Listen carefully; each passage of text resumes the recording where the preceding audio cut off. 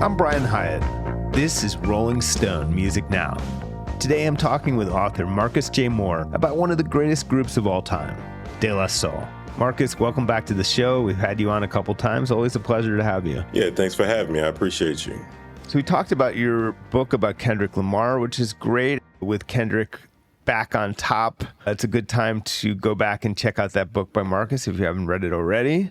But today we're here to talk about a different book, High and Rising, a book about De La Soul. It's amazing that there hasn't been a book about this incredible group before. It's long overdue. This is one of the greatest hip-hop groups of all time. Greatest groups of all time, period.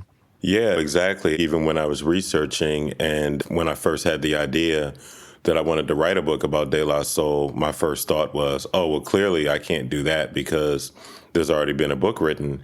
And then much to my surprise, there wasn't one. So I don't know, it's fascinating how there hasn't been a book written about De La Soul, but I also think it's because, and I can't take credit for this idea, I did a talk the other night, and the gentleman said this, where hip-hop is still fairly young. It's still a fairly young genre, whereas other genres, you can read a million jazz books, you can read a million rock books, but you can't read a lot of hip-hop books because we're just now getting to the point where our faves growing up are getting to the De La status where you can write about them as legends. Hip-hop feels so established in so many ways, and it is a 50-year-old genre, but there's a lot of canonization and catch-up still to be done. So it's a lot of fertile ground to be covered incredibly.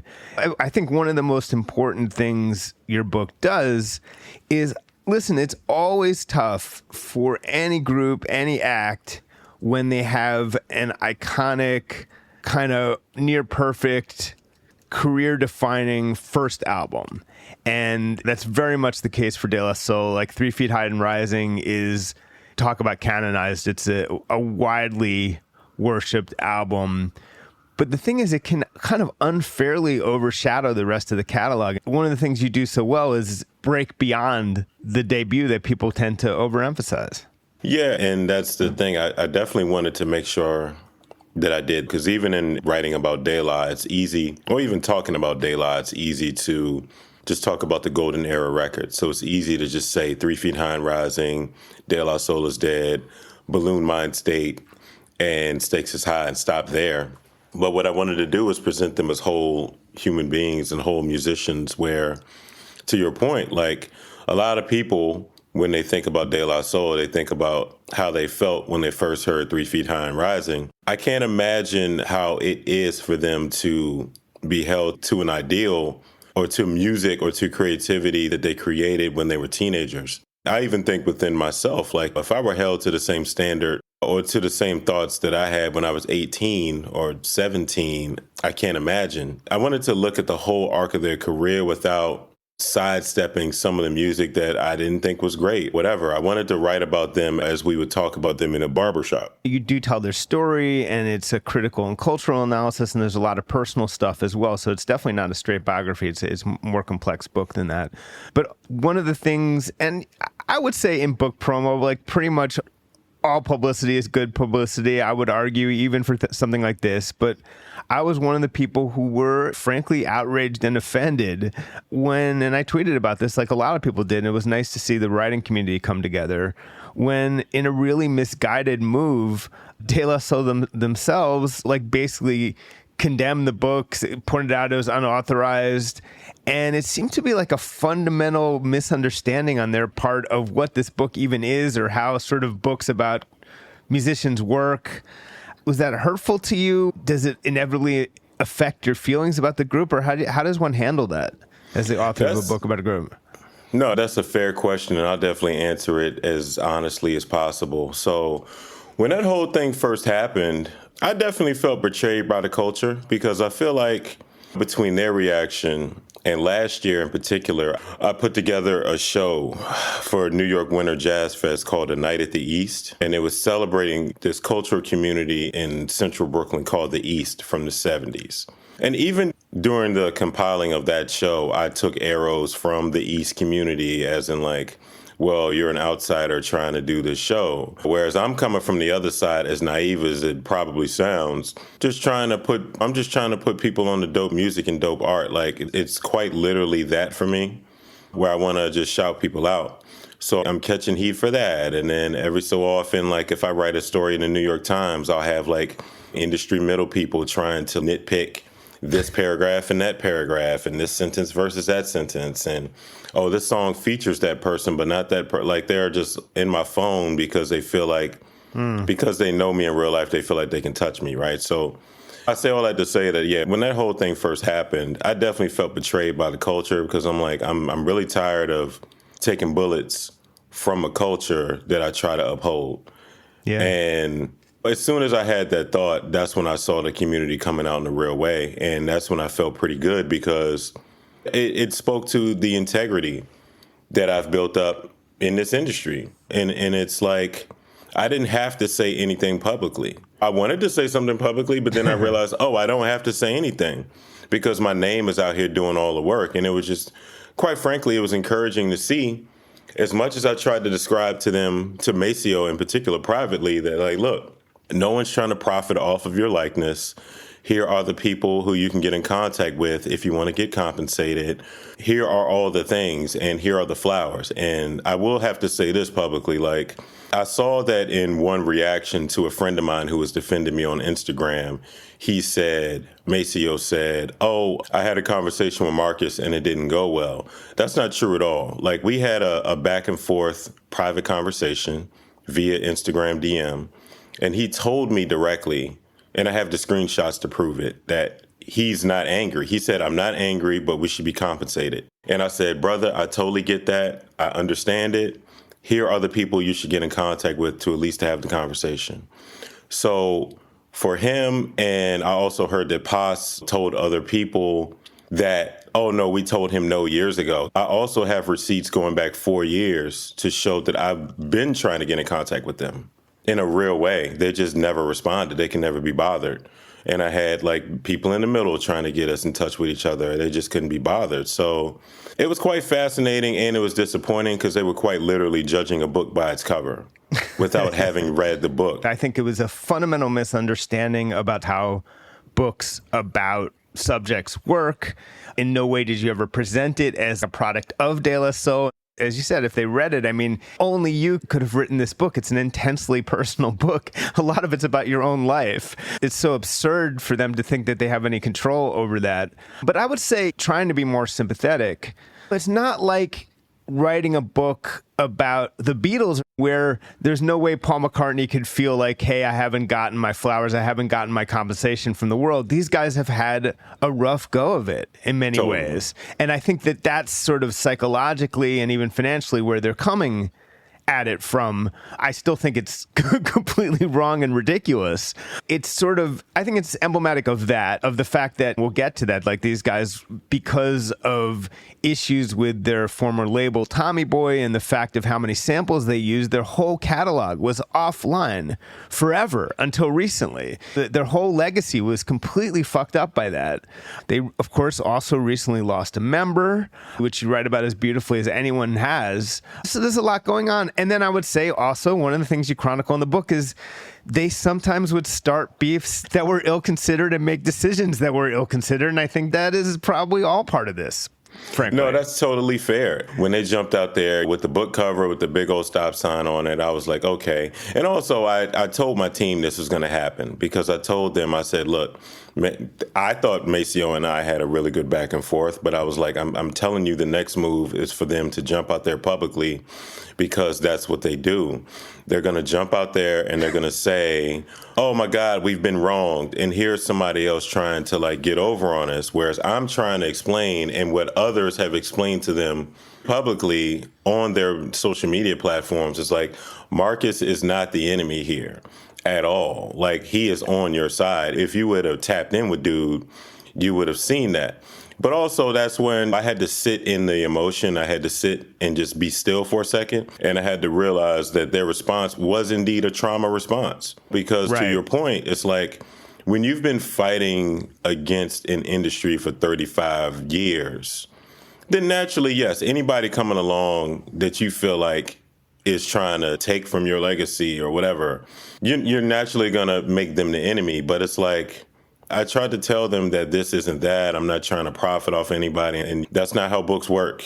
Nobody's profiting, that kind of thing. But they didn't want to hear it. So from there, it's like, well, the thing I've learned over the years in the industry and just in life is that, quite frankly, sometimes people just have opinions about you regardless. They're just dug into their opinions, and there's nothing you can do. The whole thing could have been a love letter, and every page I could have wrote, "I love you, De La Soul," and they still would be like, okay, no, because look at the cover. So yeah, it's not I just even, learned it was. Yeah, I don't think it's, I wondered, part of me was like, oh, it's an honest book, so there's plenty of places, but no more than usual for a book like this. Like, there's plenty of places where you're like, this thing they were doing was tiresome, or this song doesn't work. That's totally normal. But I don't think it was about that at all. I think it was just about the idea that someone wrote a book about them without paying them, which isn't, it's just, it's not how it works.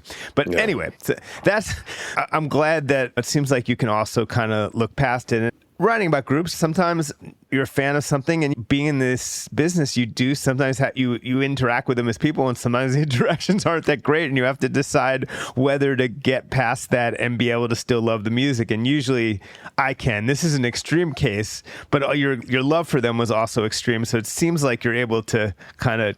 Yeah, I mean, don't get me wrong. Like, it was tough. It was definitely tough after that to like look at them in the same light, because it's like I've reached a place in my career where I don't have to do anything I don't want to do, and I'm truly grateful for that. So for me to take 4 years out of my life and say like, hey, I want to write about De La Soul, A, because they're dope and they're legends, and B, I just want to kind of shout them out. Not even just for us. Like, I'm thankful that you and I are talking, but anything that I write, be it this book, be it the Kendrick book, be it the next thing I'm doing, it's all for future generations and younger listeners and younger readers. Yeah. So it's like, I'm just trying to contextualize you all, so like years later when people come back and they want to know what was going on, they can look, in that way your music lives forever. And if they would have been smart about the way they played this, they would have looked at those streaming numbers around book release time and probably would have seen like, oh, wait, hold on, we got an uptick. So I don't understand how you can vilify love. And if everything for them comes down to money, I can't also understand how you would not see how you could, it's free publicity for you all if you want to look at it that way. So instead of vilifying me, you could have used this as an opportunity for yourselves. Tell me about the formation of De La Soul and about the guys in the group. Yeah, so the members of De La Soul, they formed in Amityville, but they have roots in New York City proper. So Maceo is a DJ from Brooklyn. Paz, before he moved to Long Island, his family lived in the Bronx and Harlem. Dave, I want to say he also was from one of the 5 boroughs for sure. They got their start in Long Island, and they, quite honestly, like, they came together as a rap group that was into different things, for the lack of a more complex term. So Paz and Dave were rappers first. They were in another rap group that wasn't going anywhere, and they split off and decided to start working on their own thing. Now, history will say that it's always been Paz, Dave, and Maceo. But in the early days, it was this other guy named Charlie Rock who actually helped put De La Soul together. And that's why it was important for me to have him in chapter 1 as the quote-unquote forgotten member of De La. As he explains it, a lot of those samples and a lot of the sound that they landed on started with Dave and Charlie Rock in the early days, like in Charlie's basement, hunting for Hall & Oates samples, etc. Meanwhile, Maceo, he is working on another project with Prince Paul that, by both of their admission, they didn't like. They thought it was garbage. Prince Paul was already DJing for Stetsasonic, right? Yes. So Prince Paul was DJing at Stetsasonic. He was a bit of a local legend. He would win all kinds of DJ battles by doing all this crazy scratching and things like that. But in Stetsasonic, he was the young guy who the other members wouldn't always listen to, whereas in De La Soul, he was the industry vet who already had a few years in the game and was looking at the industry from the inside looking out.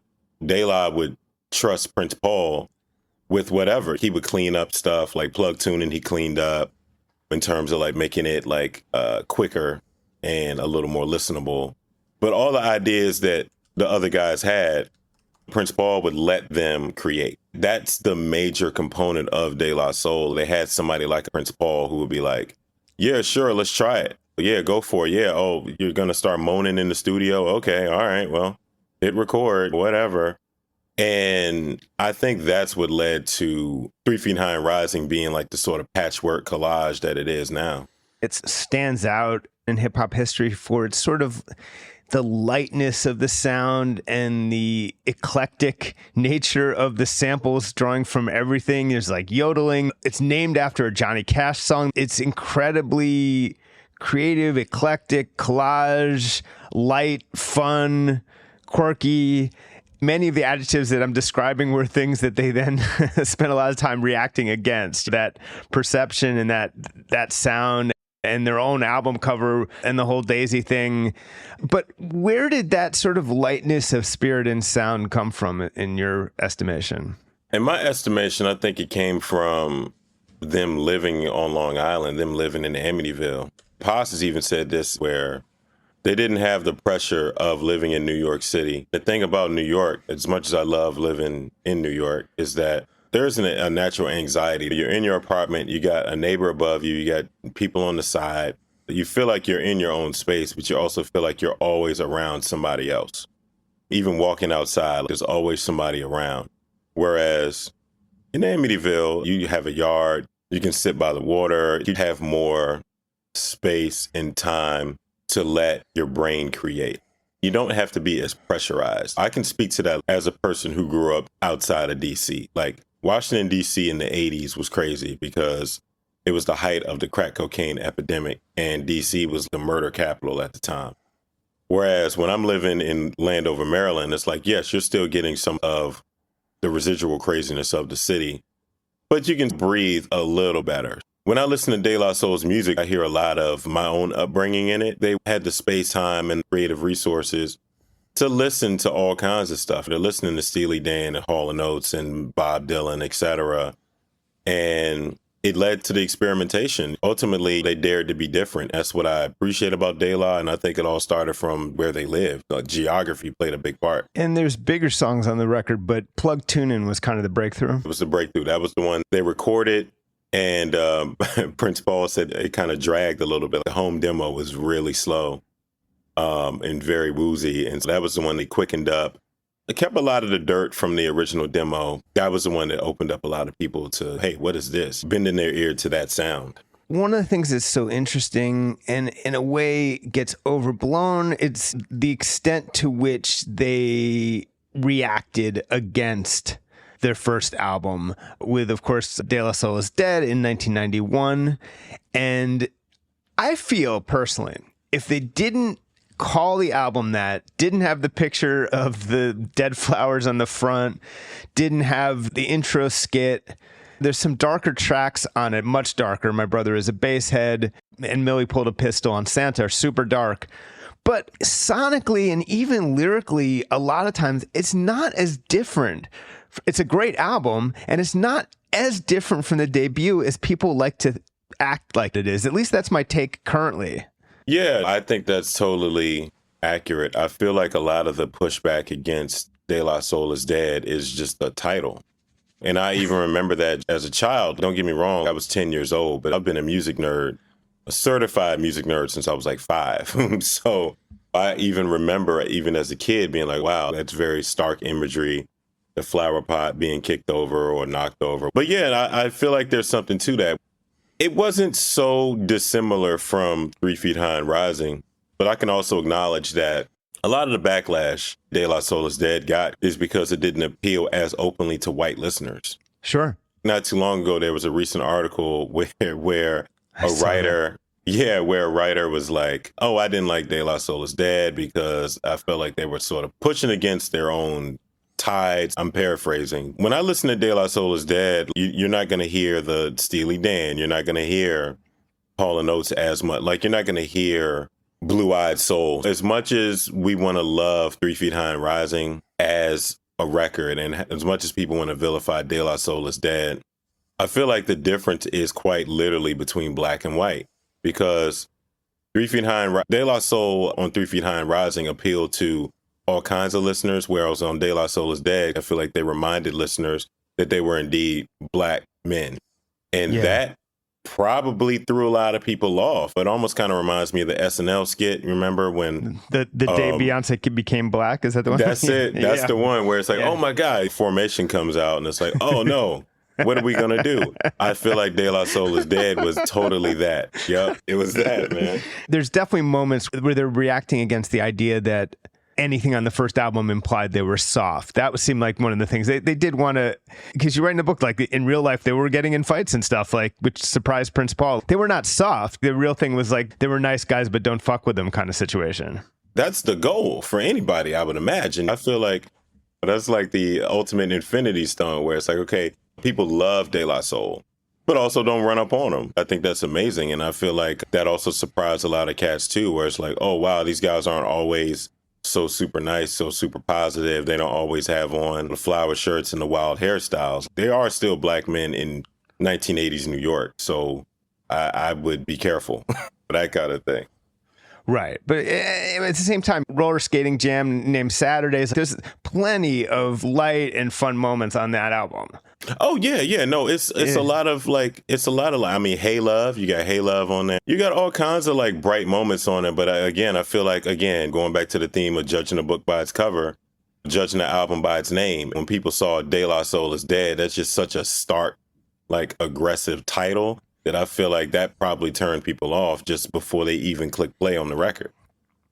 Yeah, I mean, it is interesting. They have a little bit of a self-destructive tendency in this group sometimes. It was like an unnecessarily extreme way to present your second album. It was pretty funny. Like on a marketing level, it's like, maybe don't say your group is dead on the cover of your second album. Like, that's not commercially, like, maybe not the best idea. But, you know, they're true artists. And then we get to Balloon Mind State. Like I said, I think just a fantastic album, bringing the jazz in, having the longest instrumental passage possibly in the history of hip hop up to that point.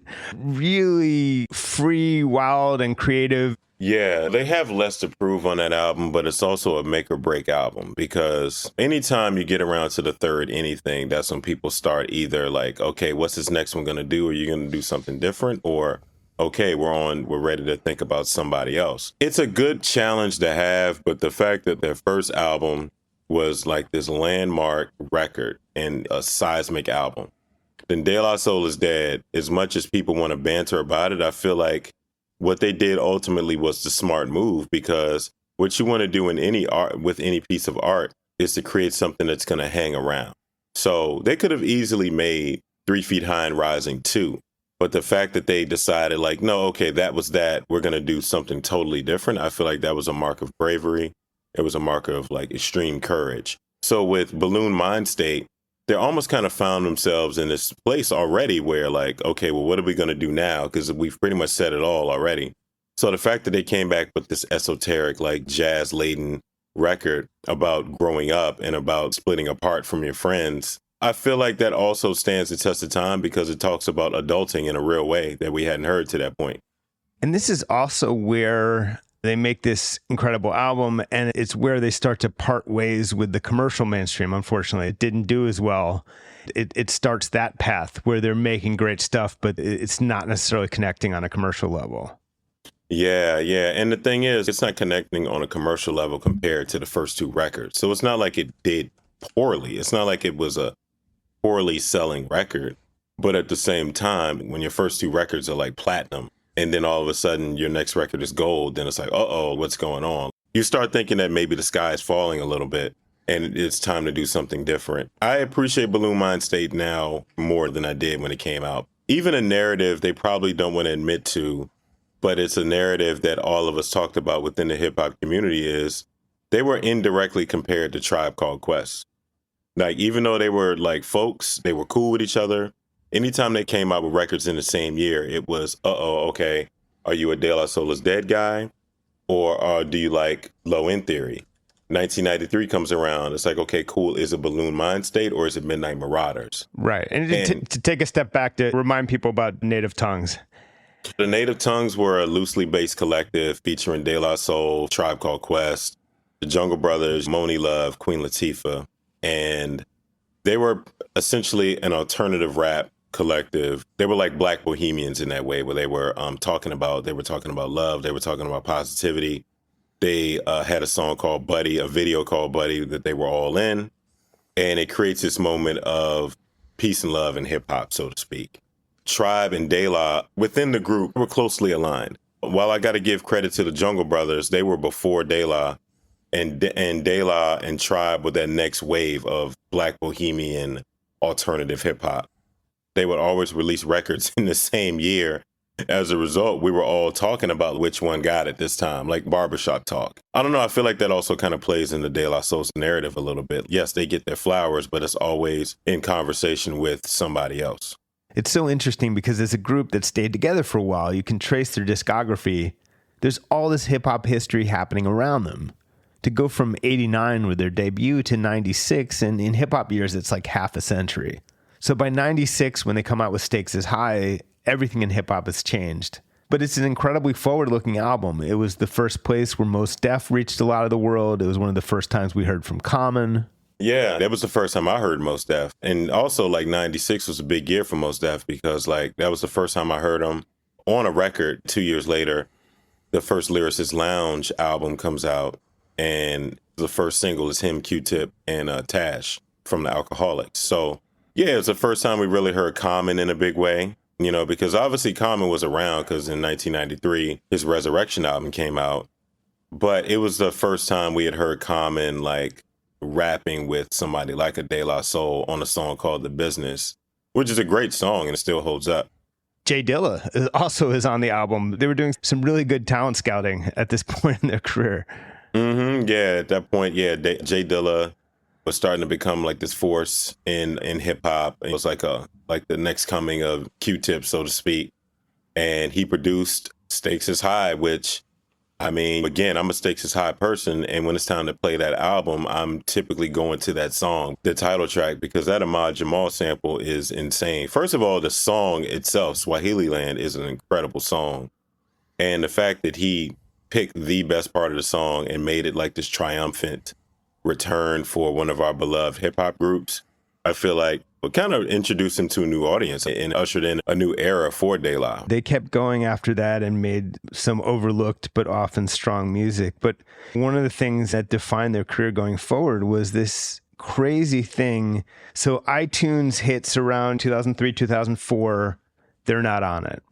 You cannot buy their classic albums on iTunes. Streaming comes a few years later. They're not on streaming. In an era when online digital music defined the way people got their music, first through buying on iTunes, then through streaming, they were absent. Their canonical great albums, their 90s golden era albums were not available because of sampling, but it's also they made this decision. They were on Tommy Boy, which was a smaller label. It just seems like Tommy Boy didn't have their shit together to get these approvals. Given the fact that they eventually, once they got off it, were able to solve this in a year, I would have to blame Tommy Boy, unless I'm missing something.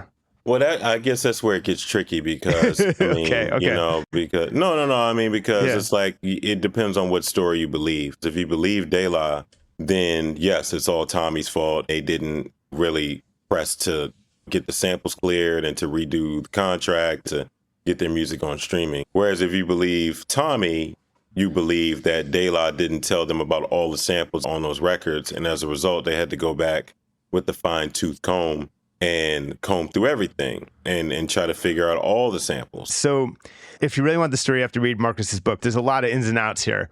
But they were famously sued by the Turtles for a sample on the debut. And it was, and that one, supposedly, they didn't tell the label about. Right. So again, that's one of those like, okay, who do you believe? According to Tommy Boy, I actually got this from a mini doc called De La Soul Is Not Dead that was done by Mass Appeal. So shout out to them. But Tommy in that documentary said, no, they didn't tell us about it because it was like this little, like what they would call like bug out pieces where they'd figured no one would even pay attention. Whereas they, in another clip in that documentary, said like, well, no, actually we filled everything out and it was on them. So it really is, okay, who's telling the truth? Because you're getting different versions of the story. And it happened with the Turtle sample. And then again, moving forward, where No one wanted to take responsibility for it. So it really comes down to their story, Tommy's story, De La's story, and the truth is in there somewhere.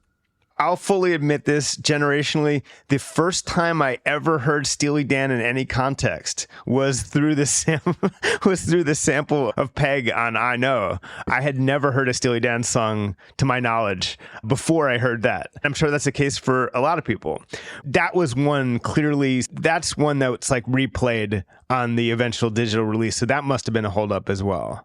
When the music comes back out, you can notice some of the songs feel different, or they just don't have the original samples on them, or they're just not on the records at all. That was another reason why it took so long for the music to even come back out, even as they announced on Instagram Live that they signed a deal. They announced that they signed a deal with Reservoir Media to get all of their music back up. But then after that, it took years for them to actually get everything approved. It was like, okay, well, we either got to get all these samples cleared or re-cleared. And in the instance where we can't, we either have to have session players come in and try to replay the part, or we got to totally take out this sample. It'll be De La Soul is Dead, but kind of, sort of. Like it'll be some other stuff on it or some different wrinkles that'll remind you that it's not the record that you grew up with. What they eventually did once they broke from Tommy Boy, as we said, is they had an expert go through everything, clear what they could, worked with Prince Paul, like you said, have things replayed, find different samples. There are moments where it's a little frustrating sometimes when it's not quite the music you remember. It doesn't hit the same. Nostalgia is a hell of a drug. You want to be able to play 3 Feet High and Rising and remember it as it was in 1989. You want to go back to De La Soul is Dead and remember the school dance you went to in 1991. So when you play it now and it just doesn't sound the same, certain listeners can feel a way about that because it's like, oh, this just doesn't really hit in the way that I thought it was going to hit. It just depends on your perspective, because if you're listeners like us, then your brain is automatically going to go back and try to remember 1989. If you're a younger listener and you don't have that perspective, you don't have that same nostalgia attached to the music that we do. I mean, I would say overall, they did a good job in the sense that it still works. It's only a problem if your memories don't match. That's where, and I think, and I Know is the only one where I'm like, this doesn't, without Donald Fagen's actual voice, this isn't quite hitting for me. It's a little bit like De La Soul's versions. Like some of them are a little bit too close to re-records, but all the original lead vocals are there. It's close enough. I'm just glad it's out there. It was a cultural tragedy that some of the most influential music was not available for years. It was not available for the entire 21st century until recently. It's crazy to think about. And I think that's also, it also speaks to the narrative, because I feel like, when I say narrative, I feel like when they came back out, when the music came back to streaming, it was a big thing. It was celebrated far and wide. But I also feel like mystery is marketing. Indirectly, De La Soul created this sort of mixtape trading community where before the music came back to streaming, you may know somebody who they may have the MP3s of De La Soul is Dead, and they'll just kind of give it to you on the low. I really want to hear Balloon Mind state, maybe I know somebody who has it, and you'll get it. It's a tragedy that their music wasn't on streaming and they missed out on so much money as a result. But I feel like that also played into the love, the mystique, and the love that was there whenever they came back in early 2023. One of the craziest things was, and just shows like this sort of like full incompetence mess of this situation, was so in 2021, Spider-Man No Way Home came out, and it had that very prominent use of the magic number. And yet still, every kid who heard that song for the first time and wanted to hear De La Soul, it still wasn't on streaming. So it's just like somehow they got the approval to get it in the movie, but not on streaming. Like, what a mess. It's a really unfortunate chain of events. Yeah, no, totally. Yeah. So obviously that's a little bit above my pay grade, but the whole thing was just kind of like, okay, can we just get their music back up? Because to their credit, they got it done, because I know Tommy was offering that deal where they got 90% of the revenue or something crazy. So the fact that they can move past that also speaks to their perseverance as men and as creators. How did De La Soul change hip hop? I mean, there's simple things like the fact that skits credit them or blame them because they became kind of like, eventually they became skip tracks in a lot of cases, but popularizing skits was solely them, really. An alternative and just broadening the idea of what hip hop could be is so key to their legacy. But how do you see it? How did they change hip hop? Where do you hear their influence? And it's in a lot of places in the intervening years.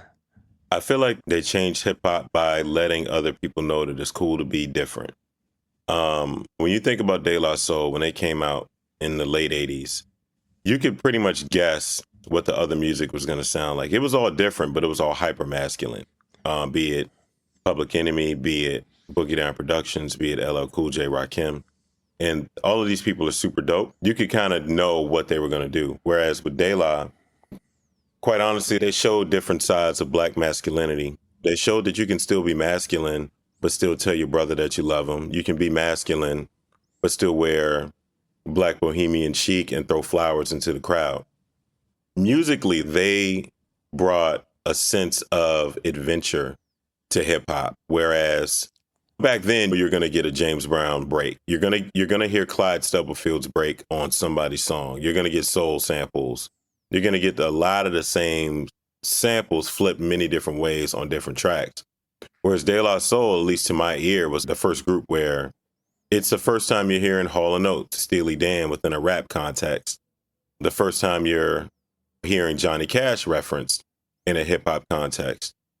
I feel like their courage and daring to be different allowed other people who may have been scared to be different to go out and be weird, so to speak. So, I can draw a direct line from De La Soul to Common to Mos Def to The Roots to Pharrell, Kanye West, and in current day, like directly to like Tyler, the Creator.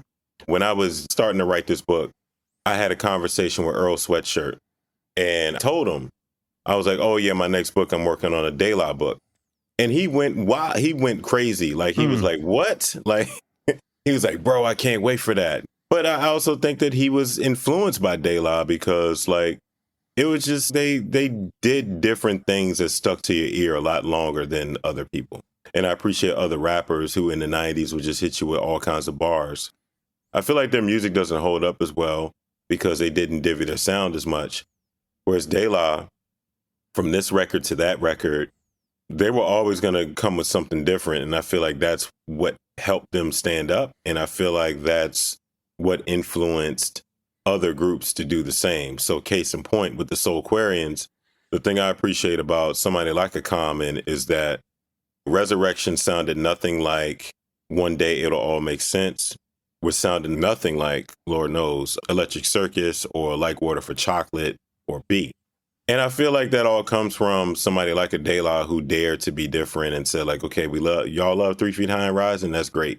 We're not going to have any Dayglow colors on this next album. We're going to give you De La Soul is Dead. So I think ultimately that's their legacy is they decided to just be brave and be different. And yeah, they took a lot of bullets. They took a lot of arrows from the culture. But 30 years later, here we are talking about them. They always understood that the production and the rhymes were one piece. They were never just selecting from a group of beats that were sent to them.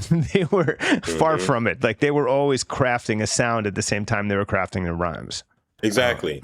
They always decided they were going to do something that was against the grain. And I feel like we all can take something from that. You mentioned the skits. They were the first ones to do skits. As a result, I look at certain comedians and I'm like, okay, they probably love De La. You can hear it in the comedy they do because you got to take a risk. It's the risk takers that ultimately live forever. And I feel like De La Soul were the ultimate risk takers. And that's why when they took such liberties with their work, maybe they were a little afraid to do this. They still did it. And then it just worked out well for them in the end because they were also good dudes that people loved. And finally, you point out because they were always in this group, there was this weird tendency to sort of underrate them as MCs. Yeah, no, and that's the thing. Like, I made this mistake when I was younger trying to compare them to a group like Wu-Tang or even like an Outkast or a Goody Mob, where I wanted to hear a solo Paz record or I wanted to hear what a solo Dave record would sound like. Later on, I realized they're just one of these collectives that it makes more sense for them to hang together. That's not any diss to any solo idea they would have, but I feel like their vocals work together so well within one pocket. So a solo Pos record or a solo Dave record probably wouldn't hit the same as a De La Soul record. And I feel like I commend them for not breaking up in that regard because, look, I don't know all the inner workings. I don't know if they had knockdown, drag out arguments and they were going to split. But the fact that they held it together for the sake of the collective, I feel like is truly commendable. Yeah. Everyone should check out your book. Marcus, thanks so much for taking time to join me. Oh, thank you. I appreciate your time, man. And that's our show. We'll be back next week. In the meantime, subscribe to Rolling Stone Music Now, wherever you get your podcasts. And please leave us 5 stars and a nice review on Apple Podcasts and Spotify, because that's always appreciated. But as always, thanks so much for listening, and we will see you next week.